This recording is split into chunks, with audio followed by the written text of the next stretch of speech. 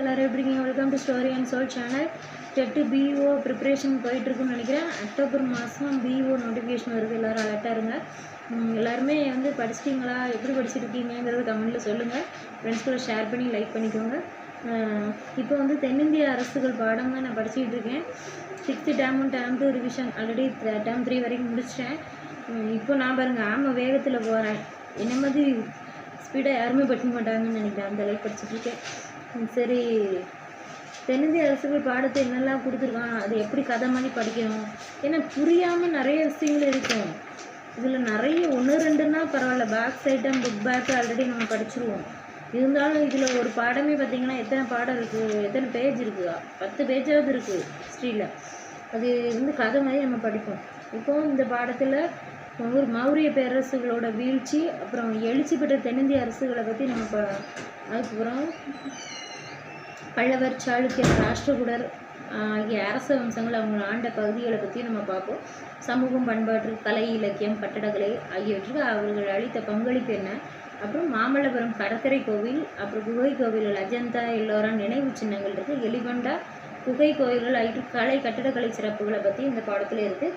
இப்போ தென்னிந்திய அரசுகள் இப்போ 7ஆம் நூற்றாண்டோட தொடக்கத்தில் வடக்கே ஹர்ஷரோட ஆட்சியின் சமகாலத்தில் தொலைதூர தென்பகுதிகள் காஞ்சிபுரத்து தலைநகராக கொண்டு ஆண்ட பல்லவரசர்களோட கட்டுப்பாட்டில் இருந்திருக்கு.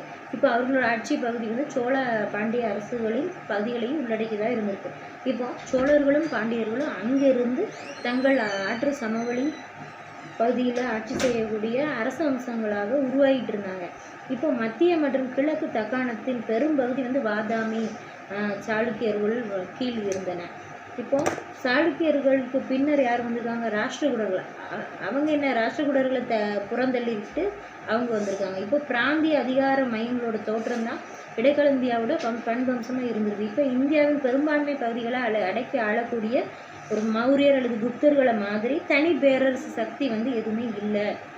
அப்போதே ஆட்சிக்கு வந்து குப்தர்கள் மாதிரி மௌரியர் மாதிரி ஒரு பேரரசை உருவாகக்கூடிய சக்தி இல்லைன்னு சொல்லியிருக்காங்க. இப்போ பல்லவர்களில் என்ன சொல்கிறாங்க? பல்லவ அரசுகள் தென்கிழக்கு கடற்கரை பகுதியில் முக்கிய வணிக மையமாக திகழ்ந்த காஞ்சிபுரம், இது நோட் பண்ணிக்கோங்க.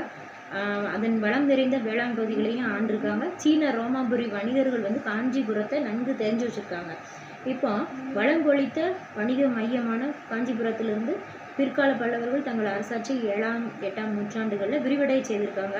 ஆனாலும் தொண்டை மண்டலம் தான் அவங்களோட பல்லவரசோட மையப்பகுதி. இதை பற்றி டீட்டெயிலாக ஈவினிங் வீடியோவில் சொல்கிறேன். நம்ம சேனல் பிடிச்ச லைக் பண்ணி சப்ஸ்கிரைப் பண்ணி எல்லாரும் எப்படிங்க? Welcome to Story and Soul channel. TET P ப்ரிப்ரேஷன் போயிட்டுருக்குன்னு நினைக்கிறேன். அக்டோபர் மாதம் பிஓ நோட்டிஃபிகேஷன் வருது. எல்லோரும் அலர்ட்டாக இருங்க. எல்லாருமே வந்து படிச்சிட்டிங்களா, எப்படி படிச்சிருக்கீங்கிறது கமெண்ட்டில் சொல்லுங்கள். ஃப்ரெண்ட்ஸ் கூட ஷேர் பண்ணி லைக் பண்ணிக்கோங்க. இப்போ வந்து தென்னிந்திய அரசுகள் பாடம் தான் நான் படிச்சுக்கிட்டு இருக்கேன்.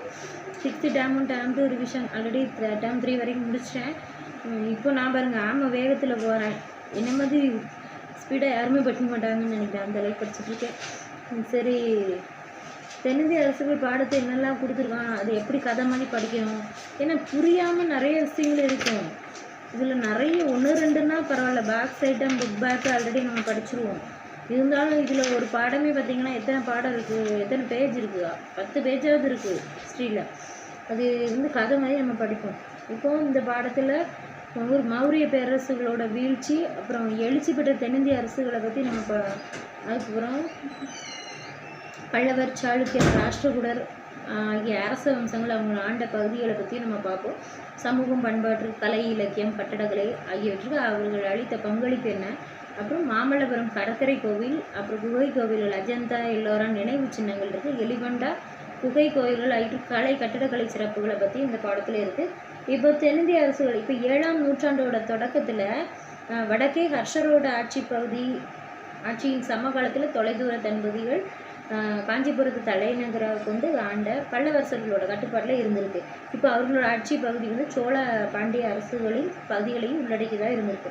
இப்போ சோழர்களும் பாண்டியர்களும் அங்கிருந்து தங்கள் ஆற்று சமவெளி பகுதியில் ஆட்சி செய்யக்கூடிய அரச வம்சங்களாக உருவாகிட்டு இருந்தாங்க.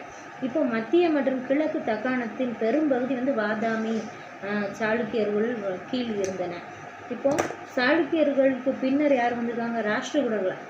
அவங்க என்ன ராஷ்டிரகூடர்களை புறந்தள்ளிட்டு அவங்க வந்திருக்காங்க. இப்போ பிராந்திய அதிகார மையங்களோட தோற்றம் தான் இடைக்கால இந்தியாவோட பண்பம்சமாக இருந்தது. இப்போ இந்தியாவின் பெரும்பான்மை பகுதிகளை அடக்கி ஆளக்கூடிய ஒரு மௌரியர் அல்லது குப்தர்களை மாதிரி தனி பேரரசு சக்தி வந்து எதுவுமே இல்லை. அப்போதே ஆட்சிக்கு வந்து குப்தர்கள் மாதிரி மௌரியர் மாதிரி ஒரு பேரரசை உருவாகக்கூடிய சக்தி இல்லைன்னு சொல்லியிருக்காங்க.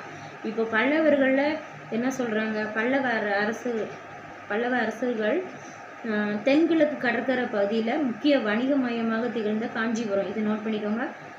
அதன் வளம் நிறைந்த வேளாண் பகுதிகளையும் ஆண்டிருக்காங்க. சீன ரோமாபுரி வணிகர்கள் வந்து காஞ்சிபுரத்தை நன்கு தெரிஞ்சு வச்சுருக்காங்க. இப்போ வளங்கொழித்த வணிக மையமான காஞ்சிபுரத்திலிருந்து பிற்கால பல்லவர்கள் தங்கள் அரசாட்சி 7ஆம் 8ஆம் நூற்றாண்டுகளில் விரிவடைய செய்திருக்காங்க. ஆனாலும் தொண்டை மண்டலம் தான் அவங்களோட பல்லவரசோட மையப்பகுதி. இதை பற்றி டீட்டெயிலாக ஈவினிங் வீடியோவில் சொல்கிறேன். நம்ம சேனல் லைக் பண்ணி சப்ஸ்கிரைப் பண்ணுங்க.